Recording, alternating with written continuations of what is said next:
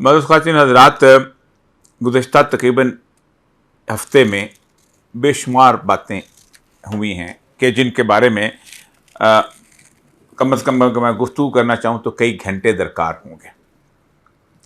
लेकिन आखिरी जो गुफ्तगू हुई है उसका एक आखिरी बहस का नतीजा है जिसको मैं वापस लेके जाना चाहता हूँ।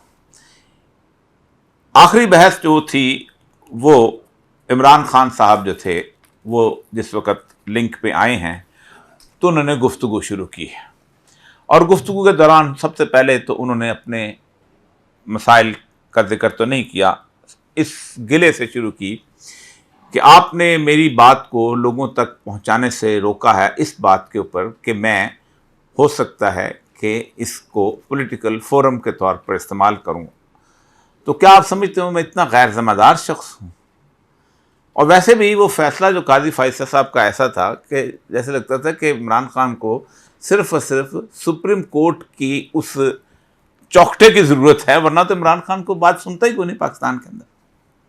लेकिन जिस बात पे मैं आज यहाँ गुफ्तगू करना चाहता हूँ, जो आइंदा पाकिस्तान के अंदर सबसे बड़ा मौजू बन सकता है, वो ये है कि जजों ने कहा है इमरान खान साहब से कि आप सियासतदान कुछ बैठ के और रास्ता निकाल दें। पाकिस्तान की तबाही जो है ना वो बुनियादी तौर पर इस बात पे हुई है कि हम कातिल और मकतूल को कहते हैं तुम बैठ जाओ और रास्ता निकालो।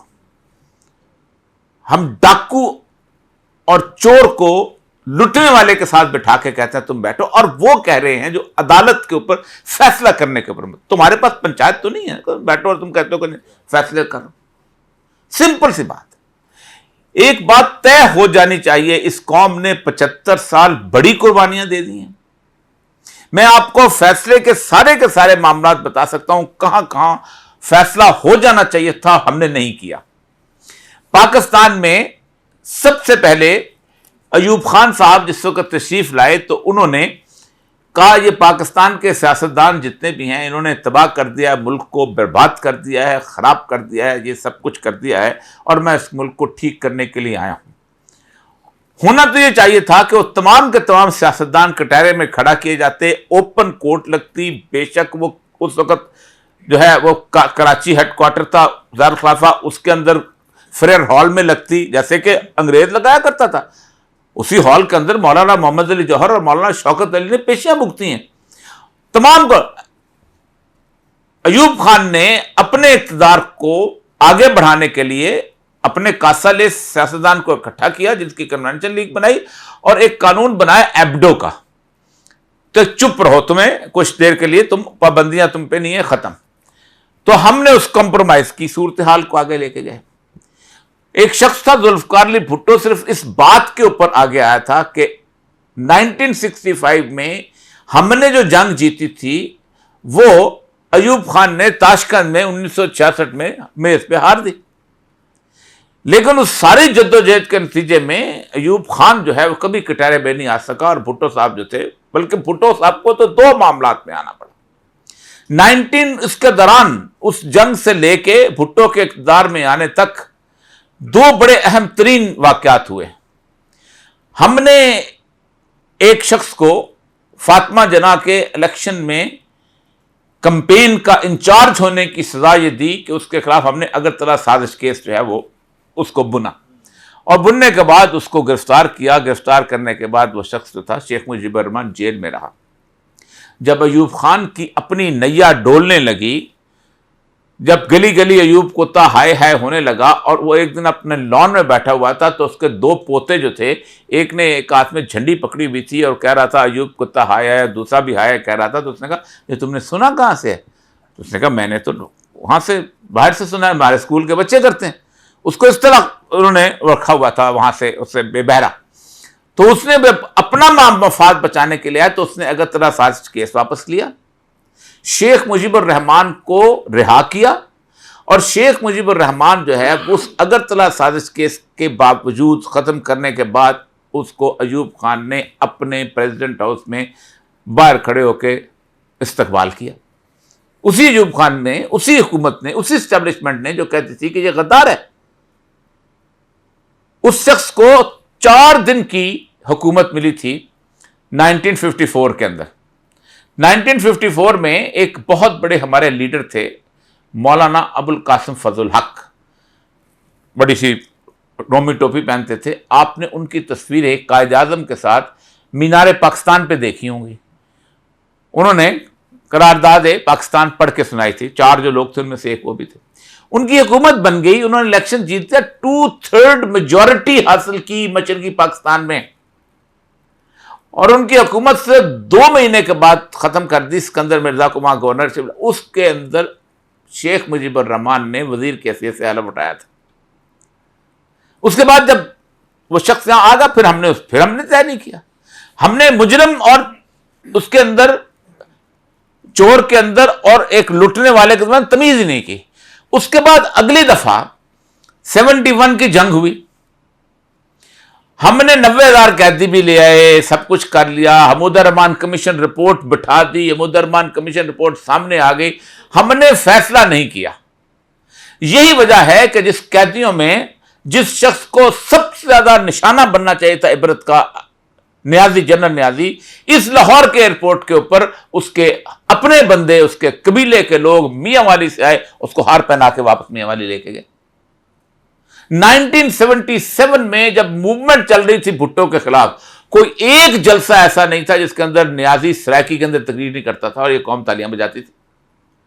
کیونکہ ہم نے فیصلہ ہی نہیں کیا تھا کہ چور کون ہے, قاتل کون ہے, مجرم کون ہے. وہ مجرم ایک شاندار قسم کی پگڑی پہن کے آ جاتا تھا روز. جس ملک کے اندر جنرل اے کے نیازی PNA کے 9 رکنی اتحاد کے اندر باقاعدہ تقریریں کرتا ہو, میں نے خود اس کے جلال پور جٹا میں اور گجرات میں تقریر سنی.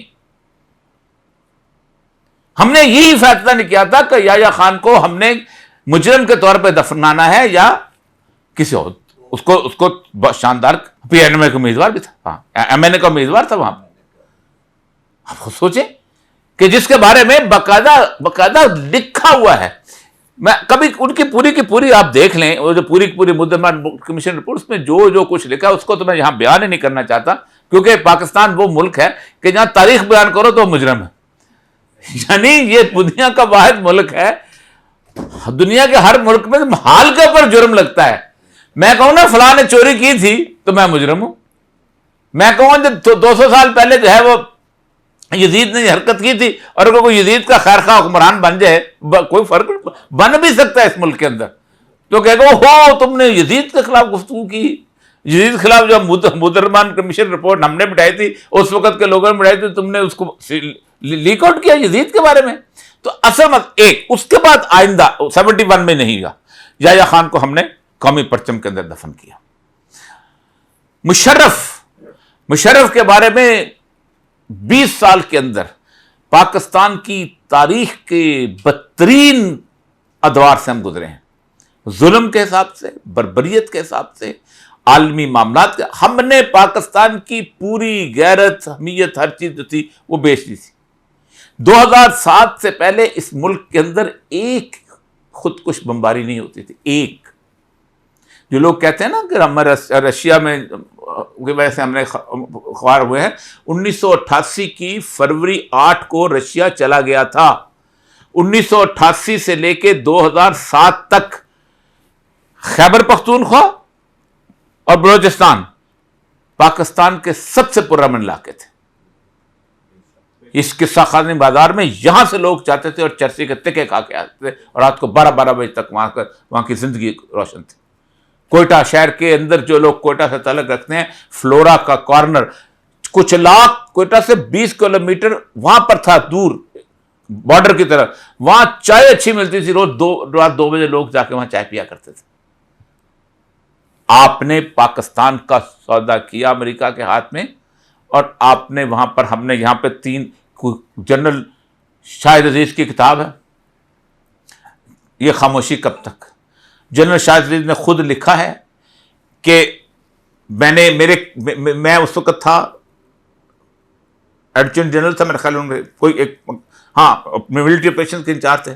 انہوں نے کہا ہے کہ 3 ہوائی اڈے ہم نے دیے پاکستان سے, نہ پوچھا نہ جیکوباد کا ہوائی اڈا دیا, شمسی کا ہوائی اڈا دیا, اور اس کے بعد اس کا دال بندین کا دیا.